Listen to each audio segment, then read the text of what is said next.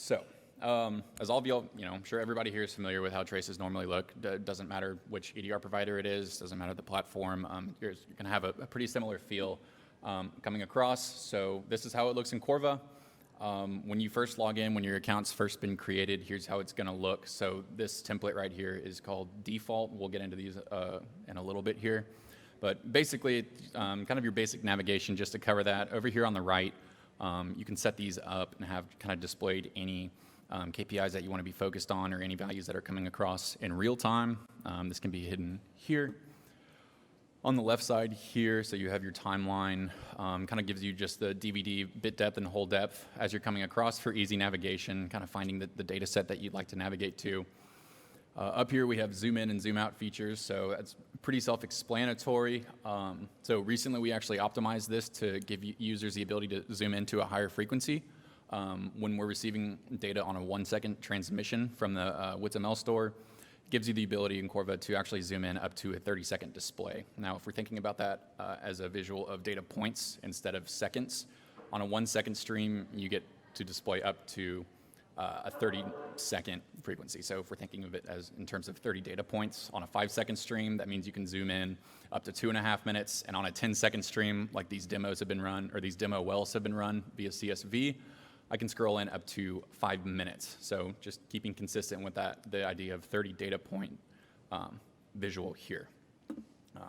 While we stay on the topic of zooming, one of the recent features we've added as well is the ability to drag zoom. So let's say you find kind of a segment of data that you're interested in. Instead of having to actually sit there and figure out where the start and end time is and kind of zoom accordingly, you can just click and drag your mouse down here and really highlight the data that you'd actually like to kind of blow up. And you can actually zoom out using drag zoom as well. If you hold the Alt key on your computer and drag and let go, it'll zoom out by the amount of time that you've highlighted here. One more way to actually highlight the data you'd like to see, go to the jump feature here. On the left-hand side, go to jump to selected range, and you can define a start and end time if you already have that in mind. Now, you can navigate up and down here with these arrow keys. There's the go to live feature that's available here. This will take you back to the live data that's coming across. Since this is a demo well, obviously there's no live data coming across. This was run via CSV, so that doesn't do much for us here, but that feature would take you back to the live data coming across. You have the ability to export right here. So if you'd like to highlight a specific portion of data and export that into a CSV, you can do that here. And then moving into settings. So here's what we'll start talking about, actual customization and really how you can kind of get this template and this display set up to highlight the data the way you'd like to see it and the actual information that you like to see as well. So if I go into settings here, you'll see, so we have data mode. You can display it by time-based or depth-based. Basically what depth-based mode is going to do, if I hit save, it's going to remove any flat time or any on-bottom time there and just show me the data as it's coming across as the rig's actually drilling ahead. So I'll go back to time-based for now. We'll get into that a little bit later. Depth correlation, you can either do it by MD or TVD. You can adjust the number of columns, the number of rows. You can check or uncheck high resolution mode, which really gives you a very granular view of the data that's coming across within a window of 2.5 hours.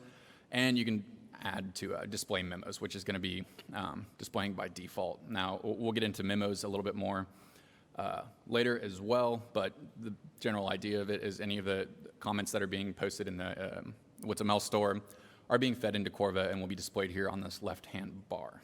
So we'll actually start talking about customization here. I'm going to scroll this back for now just to kind of give an idea about how the data will be coming across as it's live. So first time you log in, if you're a brand new Corva user, this is how traces are going to look for you.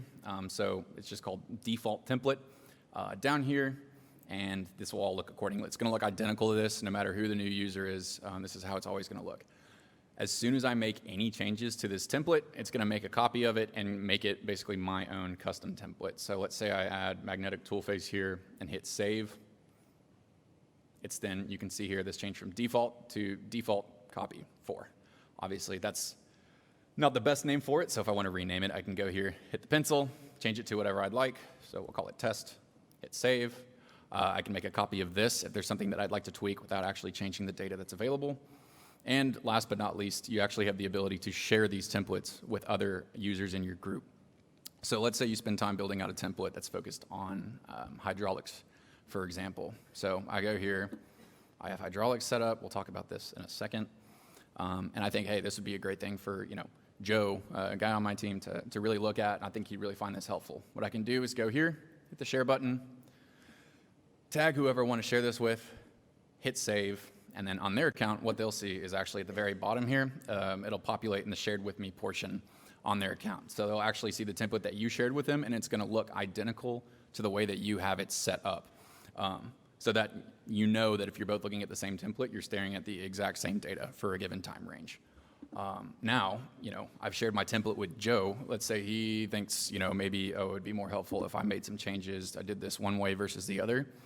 He's free to make any changes as necessary. What that's going to do is create a copy for him and kind of make that his own template as well. So he can really build off of the work that you've done so far and then kind of customize it any further than that.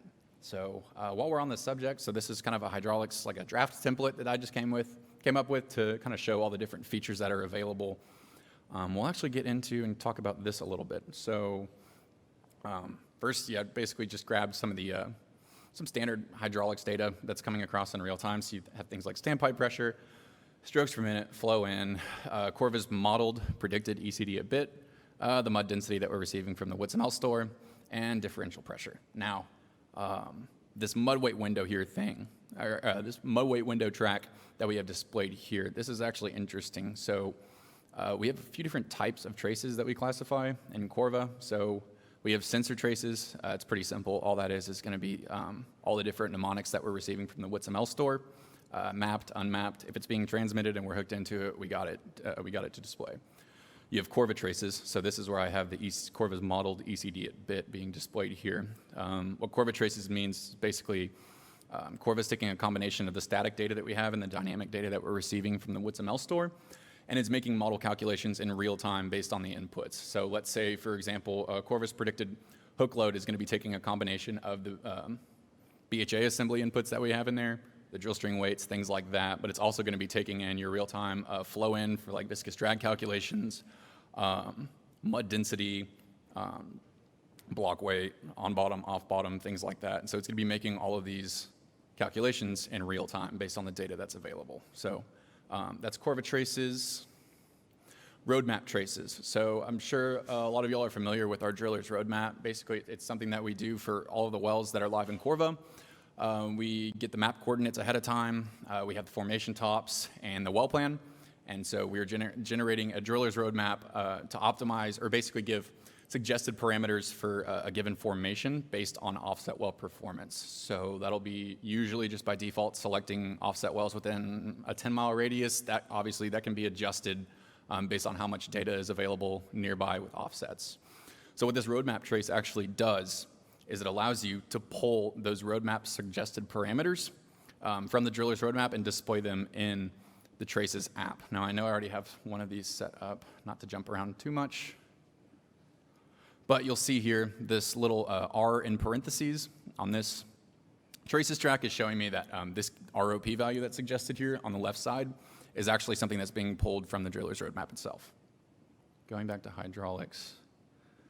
Now, if we're talking about actually bringing in data outside of traces and outside of the WITSML store and things like that, that kind of leads me to my next point, which is these Trace app traces tracks. And the ones that are available are tool face accuracy and mud weight window. So here on the right-hand side, I actually have mud weight window already displayed here. I'm going to go to depth-based mode. In order for these to work, it needs to be depth-based mode instead of time-based, because basically you need your data to always be on bottom.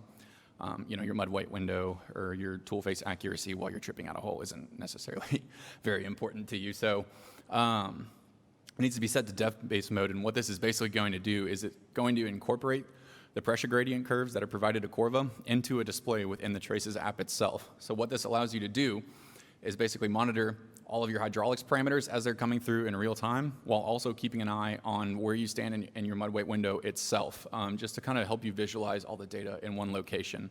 Now, another one, we talked about mud weight window. We'll also talk about tool face accuracy, since that's the other depth trace that's available, or the other Corva trace that's available here. Now we need to find a slide. If it will load.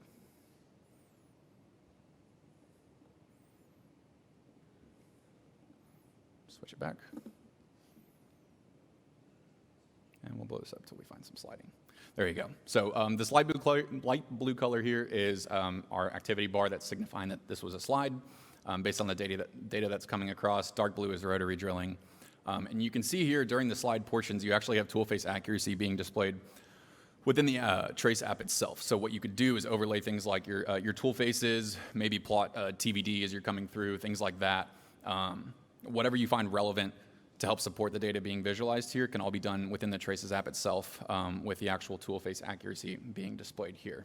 So you might notice a couple of these bars right here are actually changing colors. That kind of helps me segue into my next topic here, which is actually trace alarms. So this is a recent feature that we've added that gives users the ability to set defined high and low values in the traces tracks. And then subsequently, you'll be alerted if values are either dropping below or going above your defined window. So you'll see here, both of these are highlighted in orange. We've kind of already had these alerts set in place with just some dummy values. So if I click on the track itself and come down to alert, you'll see my low value is defined as 2,500 and my high value is set as 3,000. It's colored in orange, which means that the values currently coming across are falling below my low defined values. Now, if I set this to something ridiculous, that's never going to happen, but just for the sake of example, and hit save.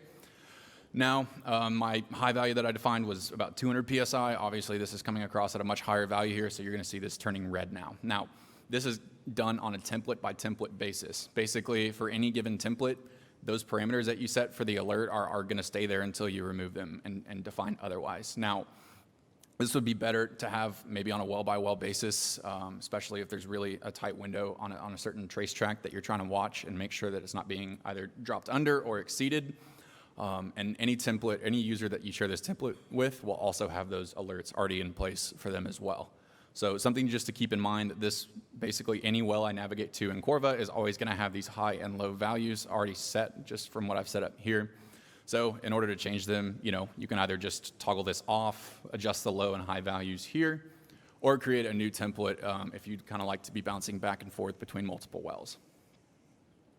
So that's our alert system. And something to note too is, I know Curtis briefly touched on our alerts engine that we have in Corvo when he brought up our overpull alerts. So these alarms that we have in Traces are independent of that alerts engine. Basically, these are going to be housed only in the Traces app. So if I navigate to some other dashboard, if I'm looking at days versus depth or something like that, and something starts crossing this threshold, I won't be alerted that that's going on. Basically, I have to navigate and have my eye on the Traces app in order to see that these things are happening here. So I guess moving on to the next topic of discussion here, we'll move over to user comments.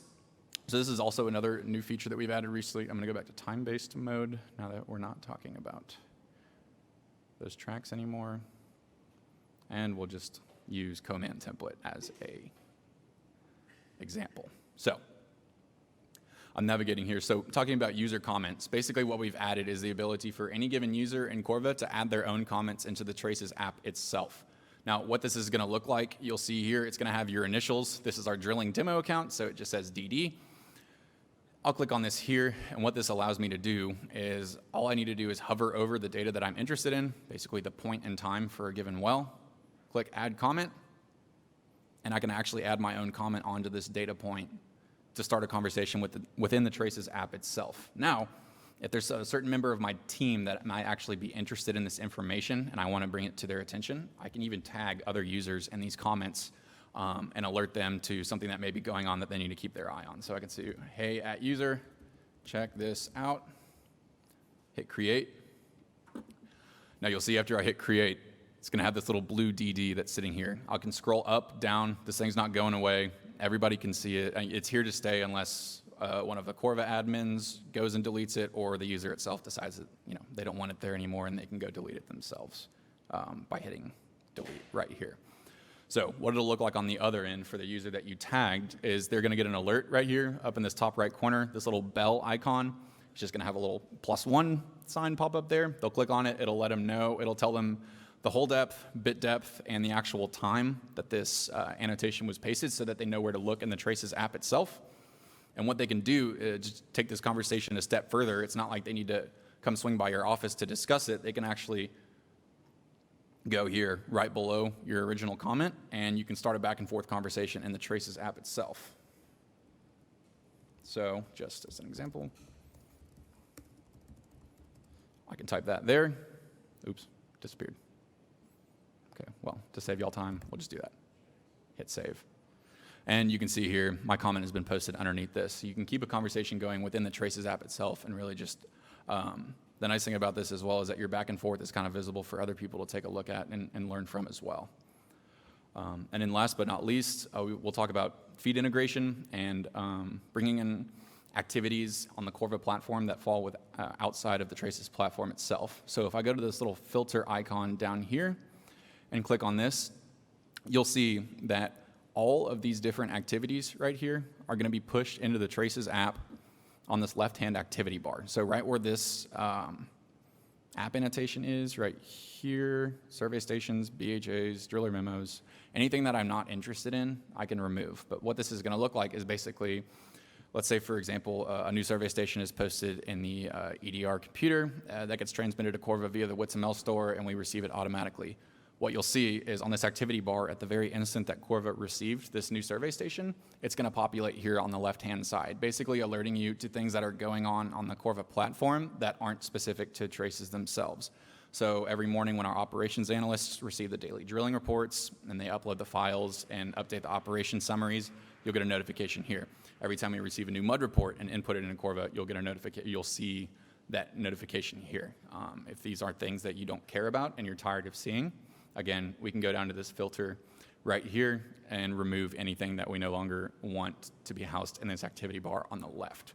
And then we mentioned this earlier, but something we're talking about, this is also where the actual rig memos are going to be housed as well. So any comments that are being added to the rig's EDR computer and available in the WitsML store that are being sent to Corva are also going to be available on this left-hand bar here.